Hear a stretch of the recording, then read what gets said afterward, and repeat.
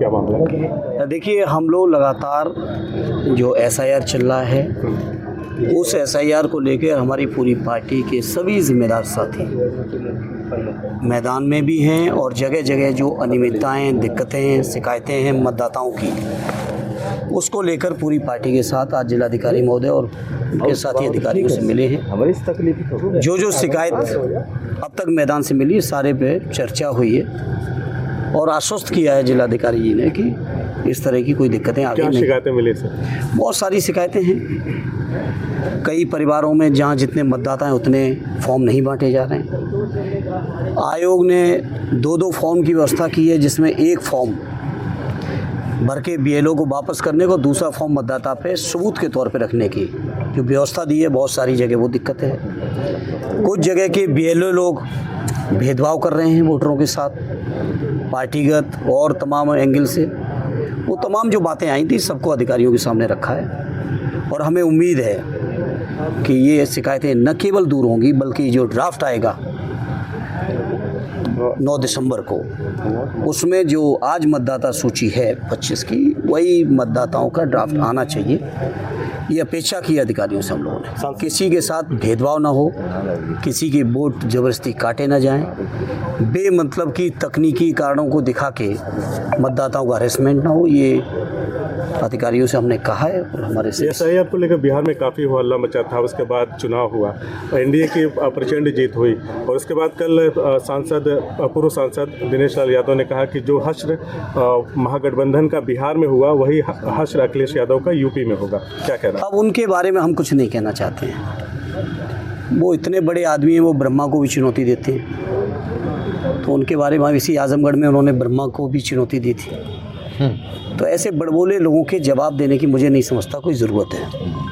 हम लोग समाजवादी लोग अपने नेता आदरणीय अखिलेश जी के नेतृत्व में जो उत्तर प्रदेश की जनता की तकलीफ़ें हैं, शिकायतें हैं, परेशानियां हैं, जो अन्याय है, अत्याचार है, शोषण है, भेदभाव है, जाति के नाम पे अत्याचार है, उस चीज़ को लेकर हम समाजवादी लोग उत्तर प्रदेश की जनता के बीच में हैं।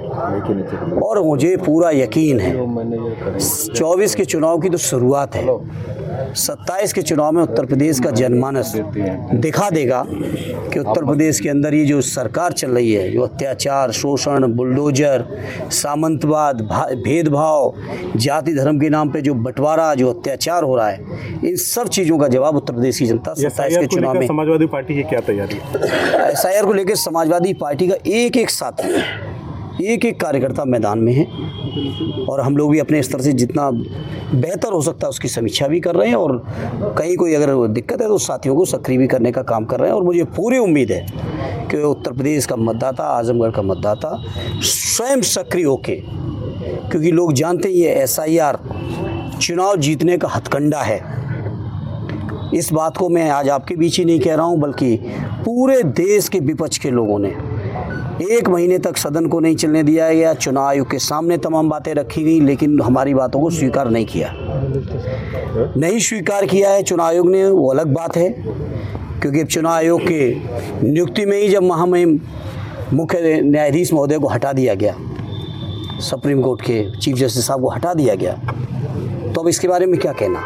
लेकिन जनता जवाब देगी और जनता से मैं यही अपील करूँगा कि अपना एक वोट, जिसका भी वोट है या जो लोग 18 साल के हो रहे हैं, सभी लोग अपना वोट दुरुस्त करा लें, क्योंकि लोकतंत्र का सबसे बड़ा कोई हथियार है तो वोट है। और इस हथियार को अपने को तैयार करें आगामी लड़ाई को लड़ने के लिए, लोकतंत्र बचाने के लिए, संविधान बचाने के लिए, आरक्षण बचाने के लिए, गरीबों की सुविधाएं दिलाने के लिए, किसानों, नौजवानों की समस्याओं के समाधान के लिए, बेरोजगारी दूर करने के लिए, महंगाई दूर करने के लिए अगर कोई हथियार है तो वो हथियार वोट है।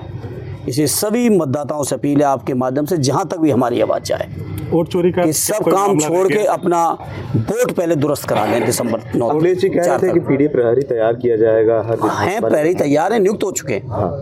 नियुक्त हो चुके हैं, वो कोई मीडिया में देने का सवाल नहीं है। सारे हमारे पीडी प्रभारी जो मतदाता प्रभारी हैं, पीडी प्रहरी हैं, वो सारे लोग तैनात हैं मैदान में। और जो तैनात हैं तभी तो उनके माध्यम से फीडबैक मिल रहा है, जिसके आधार पर आज हम लोग बात कर रहे हैं अधिकारियों से। बिहार का जो रिजल्ट आया है उसकी समीक्षा करते हुए एक बार क्या लग रहा है कि उत्तर प्रदेश में बीजेपी कह रही है कि हम फिर से यूपी में भी उससे ज़्यादा सीटों से। देखिए बीजेपी क्या क्या कहती है, बीजेपी की ये बात तो आप लोग सुनते हो कि बीजेपी ने कहा है कि इतना हम यूपी में बनाएंगे। आप बीजेपी की ये बात क्यों नहीं सुन रहे हो कि हर साल 2 करोड़ रोजगार कहाँ हैं? आप बीजेपी की इस बात को क्यों नहीं सुन रहे हो कि उन्होंने कहा था महंगाई कम करेंगे? आप बीजेपी की इस बात को क्यों नहीं सुनने को तैयार हो कि उन्होंने कहा था कि डॉलर के मुकाबले में रुपए की वैल्यू बढ़ाएंगे? इन बातों को आप सुन ही नहीं रहे हो। आप जो बीजेपी के हित की बातें केवल उतनी सुन लेते हो, और ये प्रोपगंडा है बीजेपी का। ये ऐसा प्रोपगंडा बना के बेईमानी अख्तियार करके तमाम संवैधानिक संस्थाओं का दुरुपयोग करके बीजेपी जीतती है। सांसद जी, बीजेपी निष्पक्ष चुनाव में उत्तर प्रदेश के अंदर समाजवादी पार्टी और आदरणीय अखिलेश यादव जी के सामने कहीं नहीं टिकेगी। यही बीजेपी तो कह रही थी कि हम 400 लाएंगे, 400 की वादा किया था, क्या दावा पूरा हुआ? इसी बीजेपी के तमाम नेताओं की आप निकालिएगा अपने रिकॉर्ड से वीडियोस। किसी ने कहा था कि यूपी में 80 जीतेंगे, किसी ने कहा था 76 जीत रहे हैं, किसी ने कहा था 78 जीत रहे हैं। आगे उत्तर प्रदेश की जनता ने परिणाम क्या दिया? लेकिन मैं चाहता हूं मेरे पत्रकार साथियों, इन तर्कों को भी तथ्यपरक तरीके से आप लोग जनता के सामने रखो कि बीजेपी ने ये कहा था और रिजल्ट ये आया।